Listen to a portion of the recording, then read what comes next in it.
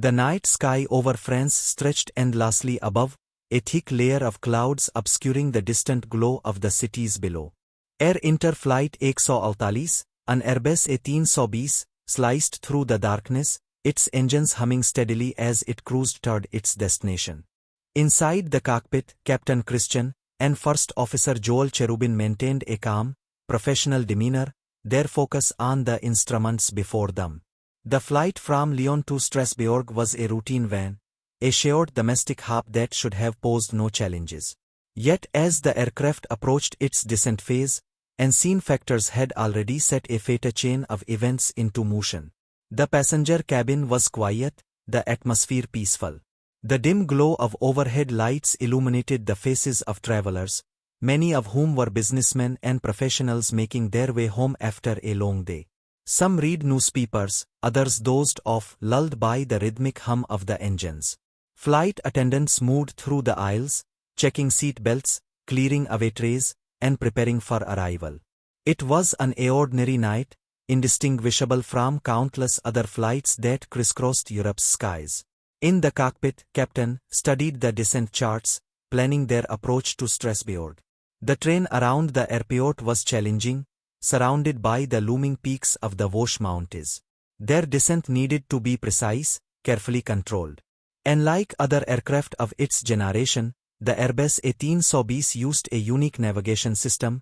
Its flight path angle, MOOD, a relatively new feature, required pilots to input descent angles instead of traditional vertical speeds. It was a system designed to simplify approaches, but it also introduced an opportunity for deadly misunderstanding. Wheel set 3 degrees for the descent, the captain instructed, his voice steady as he reached for the autopilot controls. First Officer Cherubin nodded, adjusting the flight control panel accordingly. The small digital display flickered as he dialed in the descent.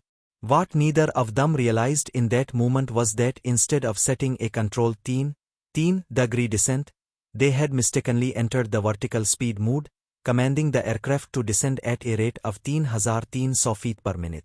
The distinction between these two settings was subtle, yet the consequences would be catastrophic. As the aircraft began its descent, all appeared normal. The nose of the plane tipped slightly downward, and the altimeter ticked steadily downward. Outside, the world remained hidden beneath thick cloud cover, the darkness of the mountains below blending seamlessly with the sky. The pilots, relying entirely on their instruments, trusted that the automation was guiding them safely. Unbeknownst to them, Flight 148 was descending far too rapidly. The aircraft, designed with automation, was now following an incorrect command, hurtling toward the mountainous terrain at a dangerously high rate of descent. But inside the cockpit, there was no immediate sense of alarm. The instruments reflected the descent, but the numbers did not seem overtly concerning yet. The confusion stemmed from a flaw in cockpit design, where the flight path angle mode and vertical speed mode appeared similar but functioned in critically different ways. At 10,000 feet, the plane's rapid descent continued, unnoticed by the pilots. The approach was still routine in their minds, the checklist being followed methodically. The cockpit remained calm, a quiet hum of instruments and occasional radio chatter filling the air. Outside, the dark peaks of the Vosges Mountains loomed ahead, invisible to the naked eye. Without a proper terrain awareness warning system, an omission in the aircraft's safety design at the time, there was no automated voice alerting them to the imminent disaster. Captain glanced at the instrument panel, scanning their descent profile. "Everything's looking good," he remarked absently, unaware that their altitude was dropping far faster than intended. The passengers, oblivious to the danger unfolding in the cockpit, continued their routines. A man near the front adjusted his watch, preparing for arrival. A woman in the back tucked a blanket around her sleeping child. The flight attendants secured the last few items in the galley, expecting touchdown in just a few minutes. The altimeter continued to spin downward. 6,000 feet. 5,000 feet. The aircraft remained locked in its automated descent, obeying a flowed command. 4,000 feet.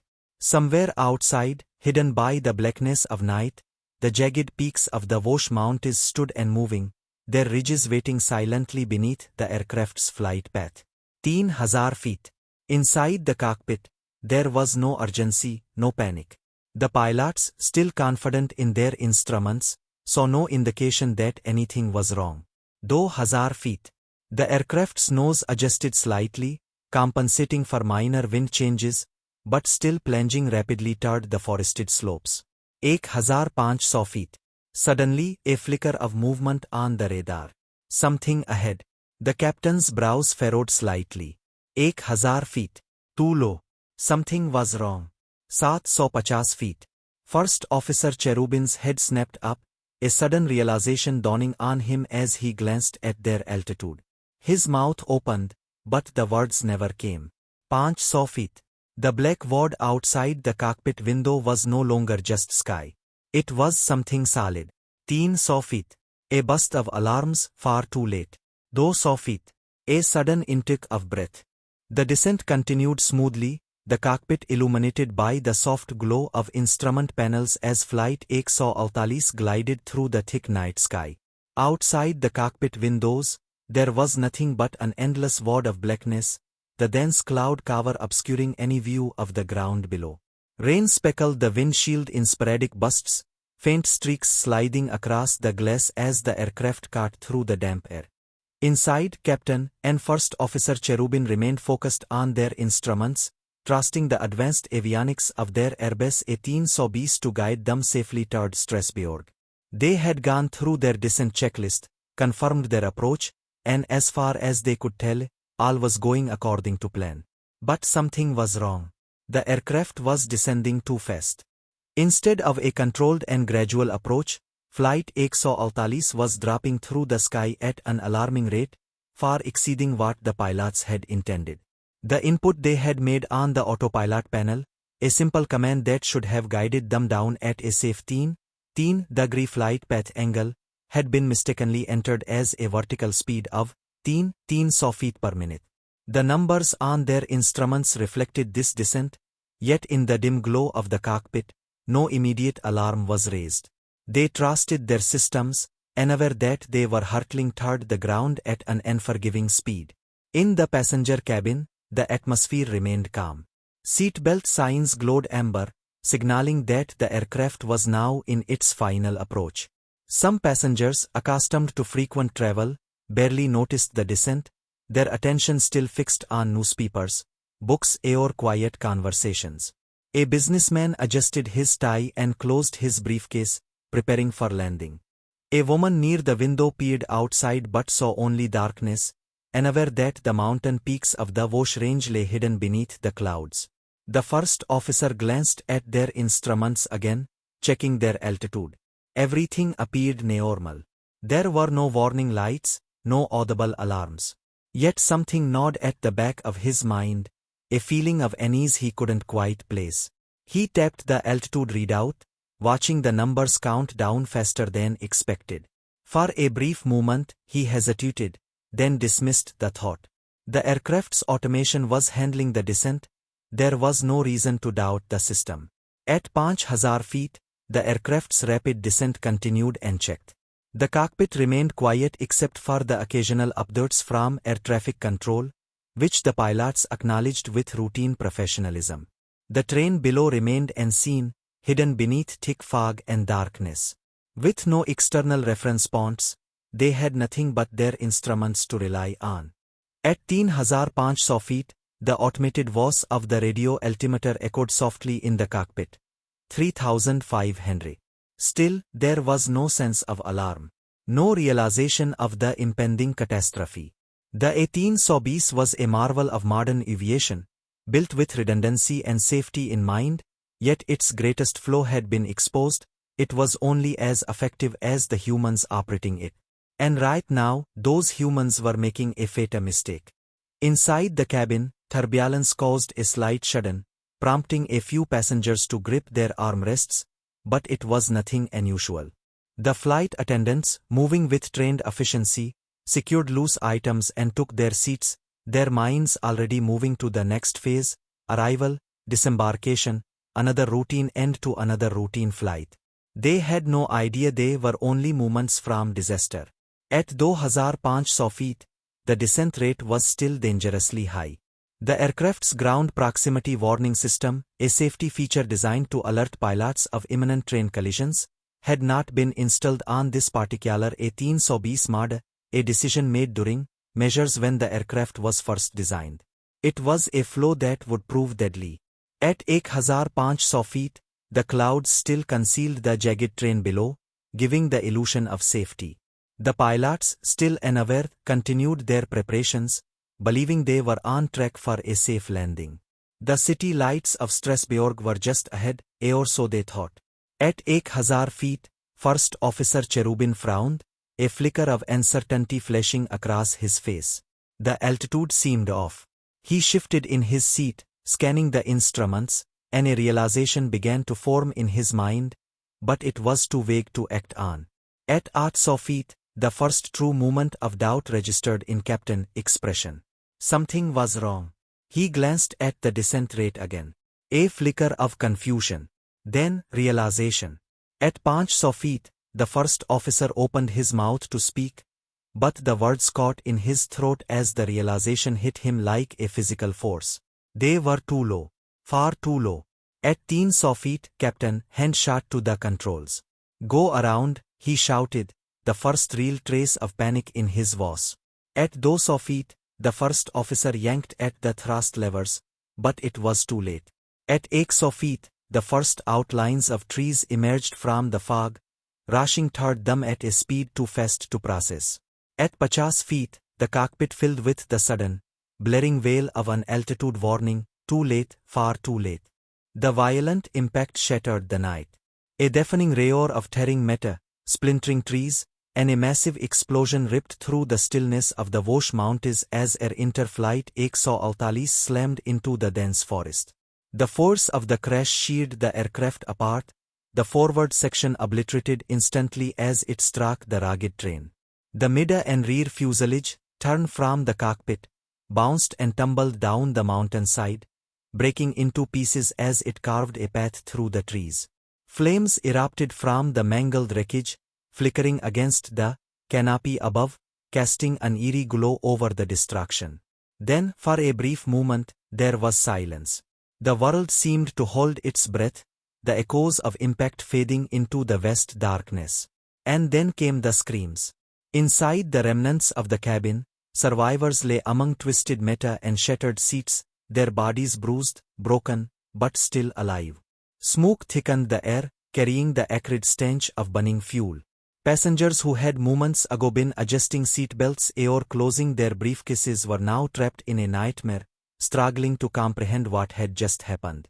Groans of pain, desperate cries for help, and the crackling of spreading fire mixed into a horrific symphony of disaster. Some managed to unbuckle their seatbelts, stumbling through the wreckage in search of an escape, while others remained pinned beneath twisted beams and debris, their voices lost in the chaos. In the rear section of the aircraft, which had miraculously remained somewhat intact, a handful of passengers fought to find a way out. A man, blood streaming down his forehead, used his bare hands to tear at the warped emergency exit, his fingers slipping against the metal. A woman sobbed as she cradled a child, shielding them from the sharp edges of broken seats. Somewhere further down the wreckage, a faint voice called out, a voice still alive, but growing weaker. The realization was setting in. Not everyone had survived the impact, and those who had were running out of time. The night air was frigid, the temperature dropping rapidly as cold mountain winds howled through the broken fuselage. Fire licked at the remains of the aircraft, illuminating the scattered wreckage in a hellish glow. The emergency beacon, though battered and partially buried beneath debris, had begun transmitting a distress signal. But the crash site was deep within the mountains, far from any easy access points. Even if rescuers had picked up the signal, it would take time for them to arrive. And time was something not everyone had. A man stumbled through the wreckage, his leg broken, his breath coming in short gasps. He had no idea where he was, only that he had to move. Had to get away from the fire, from the wreckage, from the suffocating smell of burning plastic and fuel. Every step sent sharp pain shooting up his leg, but he kept going, his mind fixated on one theme: survival. He heard voices behind him, others still struggling to escape. He turned back, his instincts warring against his pain. There were still people trapped. And no one else was coming to help. Not yet. The minutes dragged on like hours. The cries for help began to fade, some succumbing to injuries, others to the cold. The fire continued to spread, devouring the remains of the fuselage, sending columns of thick smoke into the night sky. Somewhere beyond the wreckage, the forest stood silent and disturbed by the horror unfolding within its depths. The world beyond had no idea what had just occurred. At that moment, a faint flicker of light appeared through the trees. Then another. A distant, muffled voice. The first sign that help was coming. But for many, it was already too late. The emergency signal pulsed weakly from the wreckage, sending a desperate call into the cold night. Deep in the Vosges Mountains, where dense trees and uneven terrain made navigation nearly impossible, search and rescue teams were scrambling into action. At the Strasbourg airport, air traffic controllers stared at their screens in horror. Their radio calls to Flight 148 met with only silence. A plane had vanished from radar. A plane that should have been on final approach. Within minutes, the alert had been sounded. Emergency teams, firefighters, paramedics, and military personnel were mobilized, but the remote crash site made their mission brutally difficult. The thick forest was nearly impenetrable in the darkness, the terrain steep and unforgiving, and the icy night air only made conditions worse. Still, they pressed on, guided only by the less-known coordinates and the flickering distress beacon that cut through the static.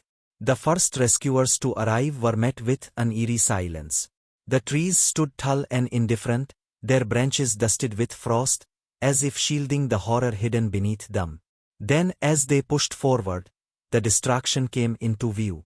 Scattered across the mountainside was the wreckage of Flight 148, its fuselage now a shattered skeleton of twisted metal and scorched remains. Fires still burned in some places, smoldering among the broken seats and torn pieces of luggage. The acrid stench of fuel and burning plastic lingered in the air. But beneath the destruction, there were voices, faint, weak cries for help that sent the rescuers rushing forward. The survivors were scattered, some still trapped in the wreckage, others wandering in shock, their bodies battered and bloodied. A young woman, barely conscious, sat slumped against the remnants of a seat, her breath coming in ragged gasps. A man, covered in soot, stood staring blankly into the distance, too dazed to respond when a rescuer called out to him. Further inside the wreckage, voices grew more desperate. Some were pinned beneath debris, their cries muffled by the weight of metal and shattered cabin panels. Rescuers worked frantically, pulling survivors from the twisted remains, their hands numb from the freezing air, their movements slowed by exhaustion but fueled by urgency. A firefighter pried open what remained of an emergency exit, revealing a small pocket of survivors huddled together, shivering from cold and shock. Their faces were streaked with blood and soot, their eyes wide with the haunting realization of what they had just lived through. Some had injuries too severe to move, while others, barely able to stand, helped their fellow passengers as best as they could. Every movement was critical.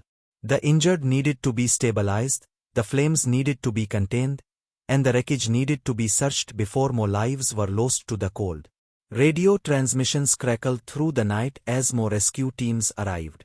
Helicopters hovered above, their searchlights cutting through the darkness, illuminating the vast stretch of devastation below.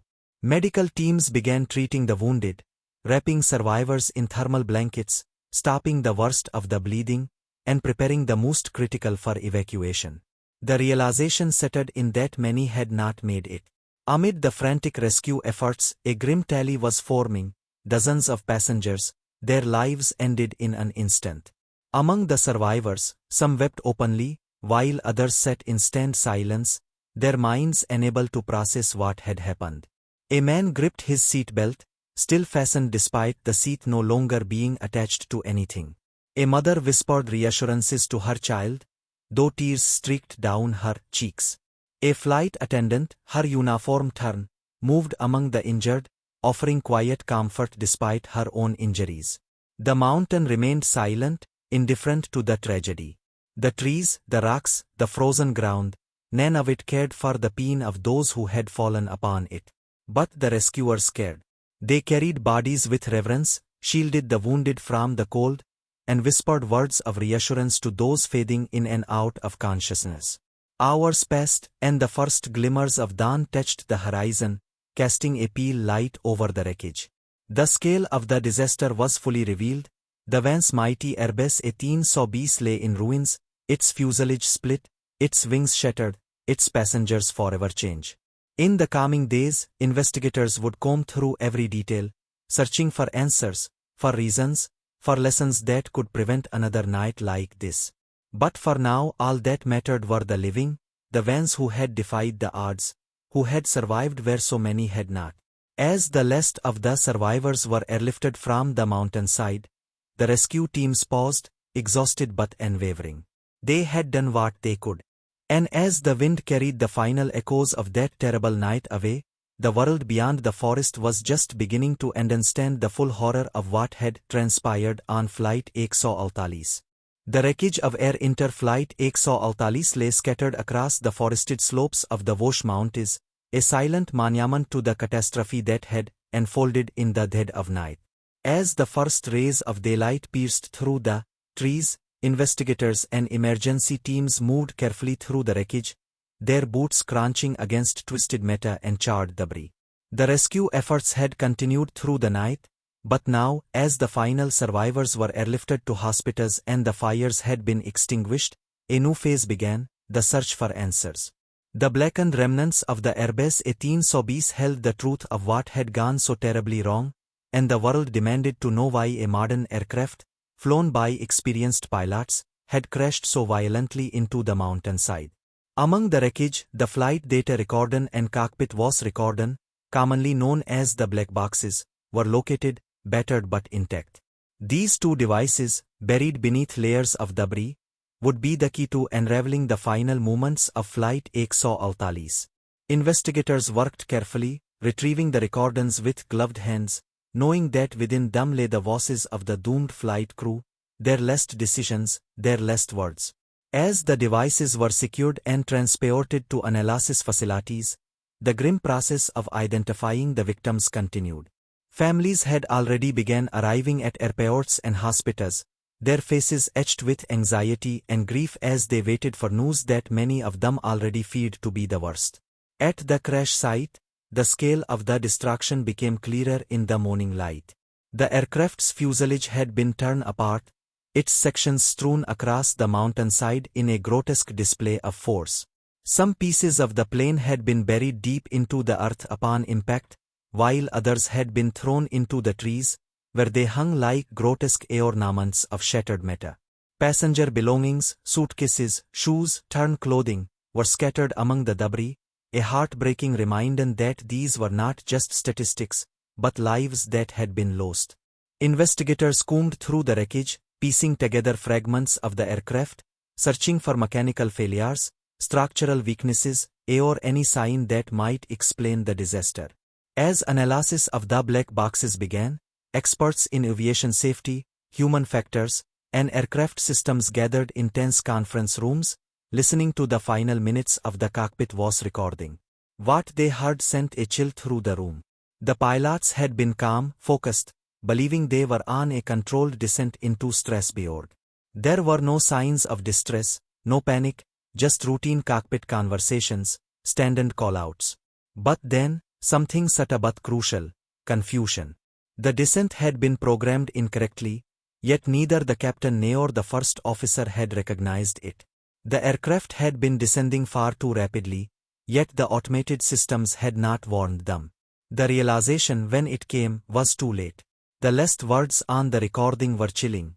A sudden intake of breath, a clipped order to go around, and then silence. The data from the flight recordings painted an equally damning picture. The descent rate of 3,300 feet per minute, misinterpreted from what should have been a 10-degree flight path angle, had sent the aircraft hurtling toward the ground without the crew fully realizing it. It was a small but catastrophic mistake, amplified by a poorly designed autopilot interface that did not make the difference between the two modes clear enough. Furthermore, the aircraft had not been equipped with a ground proximity warning system, a technology that could have alerted the pilots to the impending collision with the train. Air Inter, like some other airlines at the time, had opted not to install in their fleet, a decision that would now come under intense scrutiny. The aviation world reacted with shock and urgency. The crash of Flight 148 exposed critical flaws, not in the aircraft's engineering, but in interaction. The Airbus A320 was one of the most advanced airliners in the world, but it had betrayed its pilots with an interface that allowed a fatal misinterpretation. The industry had placed immense faith in automation, believing that sophisticated systems would reduce human error, yet here was undeniable proof that automation, if not properly designed and understood, could just as easily lead pilots into disaster. The need for clearer cockpit displays, better training on automation modes, and mandatory installation of ground proximity warning systems became immediate priorities. Regulators moved swiftly. Within months, new directives were issued requiring improved cockpit instrumentation that clearly distinguished between flight path angle and vertical speed settings. Airlines were mandated to install on all commercial aircraft, ensuring that no future flight crew would be left unaware of deadly train ahead. Airbus engineers revised their system logic, making it harder for such an input error to go unnoticed. The loss of Flight 148 would not be in vain, it would change aviation safety forever. For the families of the victims, however, no regulation or technical improvement could undo the tragedy. Memorial services were held across France, as names were read aloud, and photographs of those lost were placed beside candles and flowers. The final resting place of Flight 148 became a site of mourning, a scar in the mountains that bore witness to a preventable disaster. Survivors, forever haunted by the sounds of that night, the screaming meta, the cries for help, the suffocating darkness, faced the lifelong challenge of living with the memory of those they had left behind. As the world moved forward, as air travel became safer because of the lessons learned from this tragedy, the echoes of that night never truly faded. Every pilot trained on an Airbus cockpit, every safety inspector reviewing an airline's compliance with new regulations, every family member staring at a framed photo of a loved one lost, all carried the weight of that moment. Flight 148 had been betrayed by the very instruments meant to guide it safely home. But in its wake, a lesson had been etched into history, ensuring that future flights would never meet the same fate.